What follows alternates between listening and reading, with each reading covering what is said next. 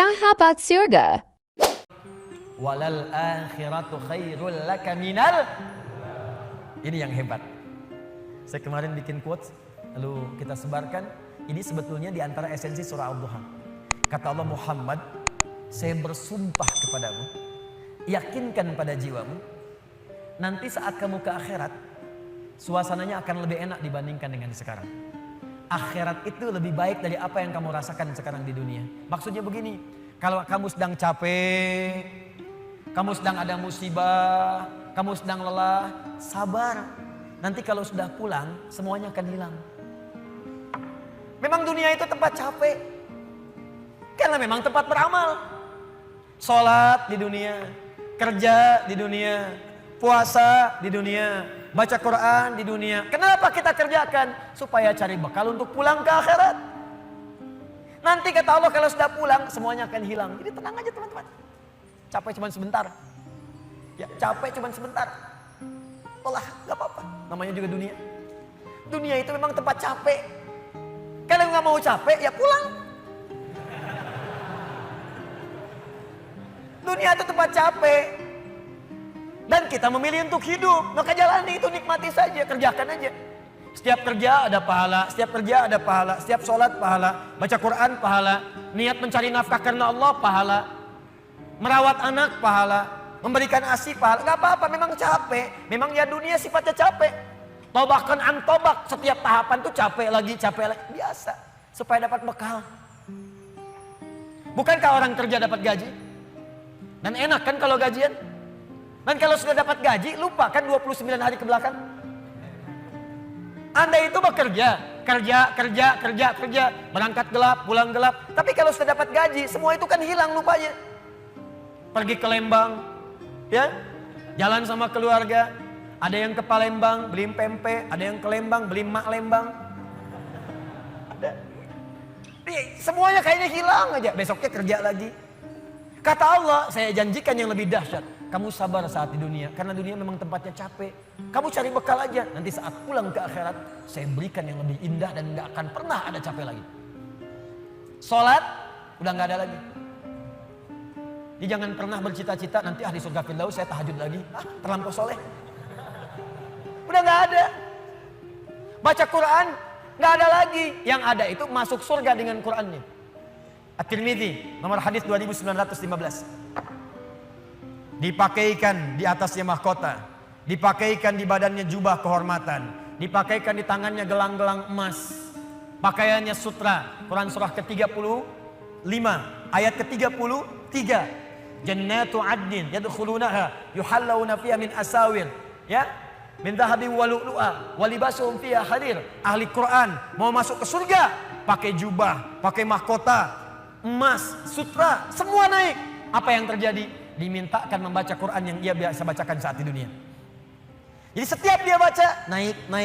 Iqra wartaqi fa inna akhira qiraatika akhiru manzilatika. Baca Quran yang biasa engkau bacakan saat di dunia. Nanti akhir bacaanmu, di situ tempat tinggalmu di surga. Dan berita baiknya, dia bisa menggandeng bapaknya, ibunya, suaminya, istrinya, anak-anak, cucu ikut di belakang semua. Kalau mereka orang yang beriman dan soleh di hadapan Allah Subhanahu wa taala. Dipimpin oleh ahli Quran, naik ke surga. Dia bacakan sampai minal jinnati wan nas, puncak surga yang paling tinggi. Begitu nyampe di situ, dikunjungi oleh semua malaikat dari 8 pintu surga. Itu ada di Quran surah 13 ayat ke-24. Wal malaikatu yadkhuluna alaihim min kulli bab. Dan malaikat semua mengunjungi dia dari semua pintu, mengucapkan salam. Lihat kalimat pertamanya, salamun alaikum bima sabartum. Selamat ya, saat di dunia kamu sabar cari bekal. Sabar capek. Sabar mengeja huruf dari Iqra. Sabar menghafal.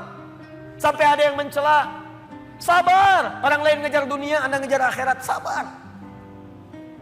Orang lain cari ini, luaskan rumah, tambah mobil, tambah kendaraan. Meninggal, gak dibawa. Anda sabar. Insya Allah. Orang akhirat. Saya ngelihat ada ahli Quran tuh. Seringkali saya berhadapan dengan ahli Quran tuh dari daerah-daerah, seringkali menangis. Ada yang datang pengen setoran. Anda bisa kebayang gak, suaminya pekerja mungkin kasar, orang sebutnya kuli. Istrinya ngambilin kayu bakar, kadang ke sawah. Anaknya bahkan ada yang masih kemudian kecil-kecil. Tapi kalau Anda berkunjung ke rumahnya, semua makanan dihidangkan yang mampu dia suguhkan. Lalu keluar kalimat, alhamdulillah, Abi kalau bekerja dapat uang banyak sekali. 500.000, sebulan 500.000, banyak sekali. Syukur. Ternyata perempuan itu sudah punya sanad hafalan Quran 7 qiraat. Lelakinya hafal Quran, anaknya hafid semua.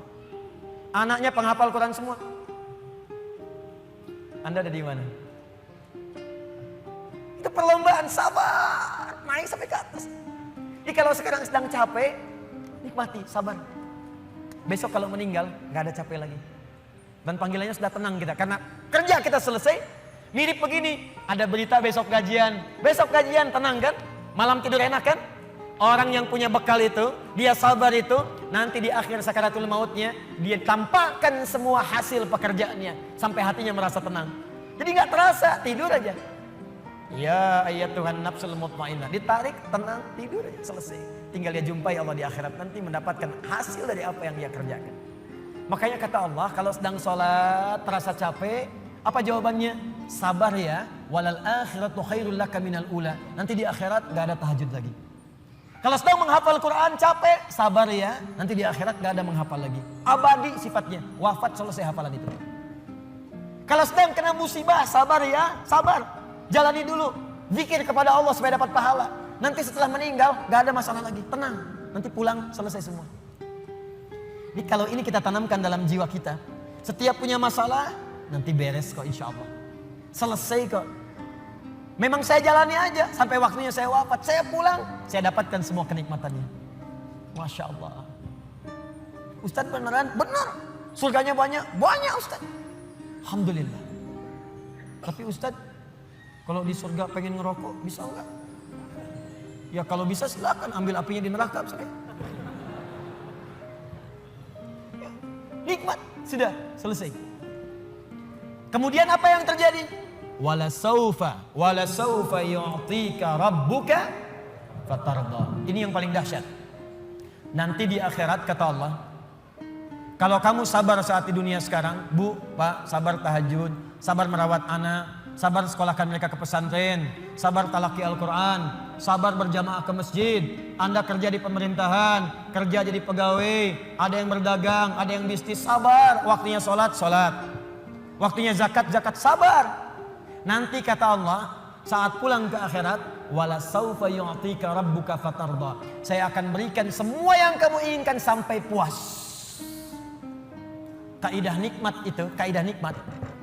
Semua bicara termasuk dalam Al-Quran. Selama hidup di dunia, kaidah nikmat itu gak ada yang pernah puas. Saya ulang ya, nikmat itu gak ada yang pernah puas. Contoh, punya sepeda nikmat bukan? Punya motor nikmat tidak? Punya mobil nikmat tidak?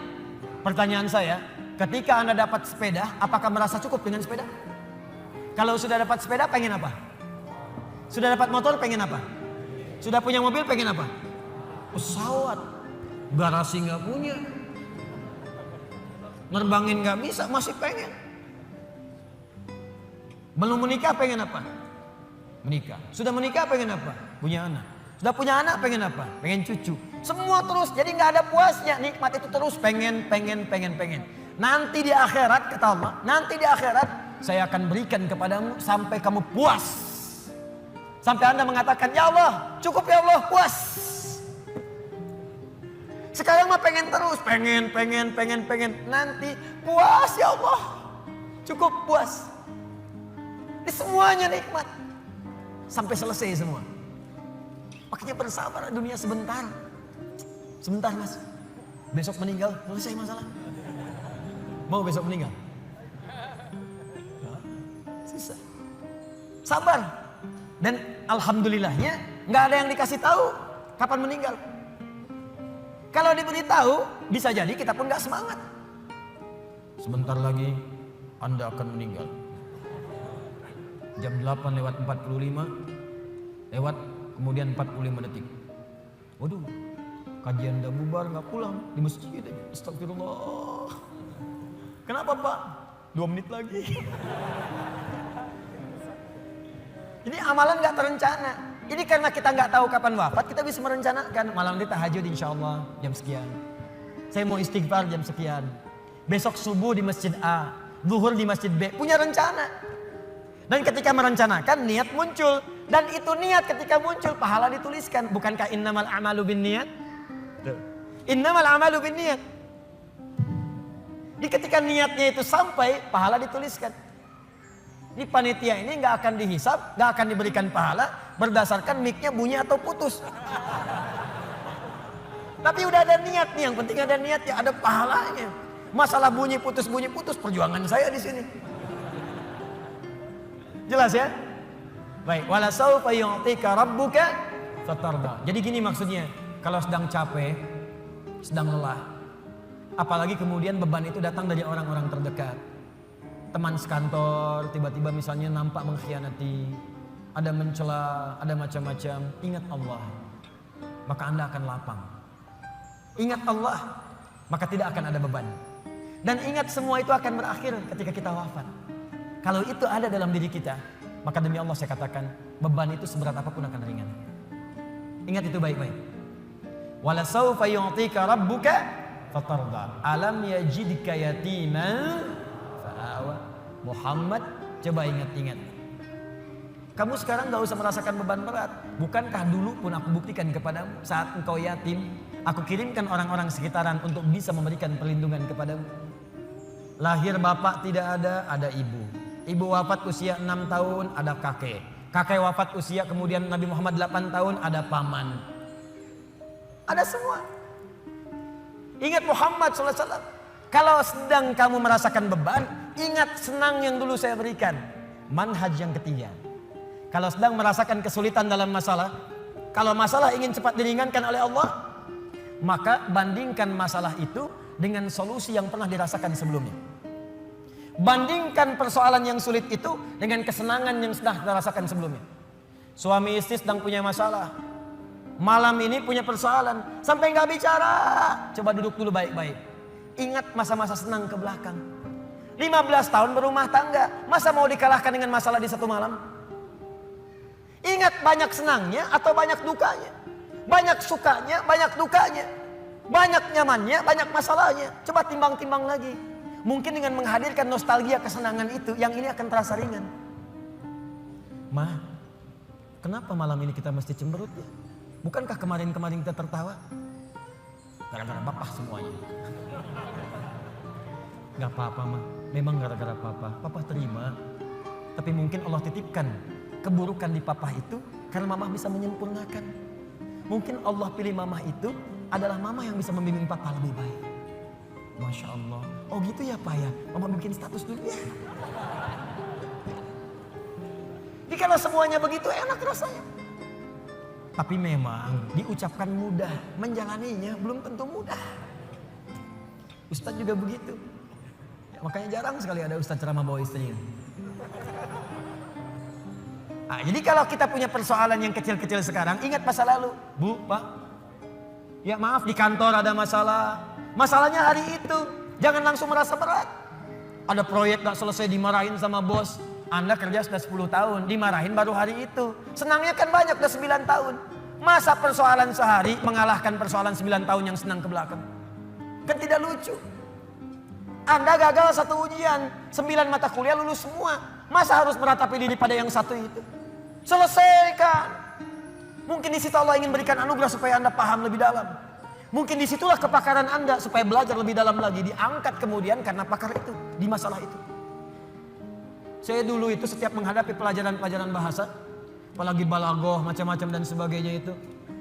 Di situ perasaan awal pertama sulit saya hadapi. Begitu dihadapi rupanya Allah menginginkan kita lebih fokus pada masalah itu. Seakan awalnya susah, ternyata ada nikmat di balik itu. Itulah poinnya teman-teman sekalian. Jika Anda sedang merasakan kesulitan, ingat masa-masa lalu saat Allah memberikan banyak nikmat dalam kehidupan kita. Jelas sampai di sini? Baik.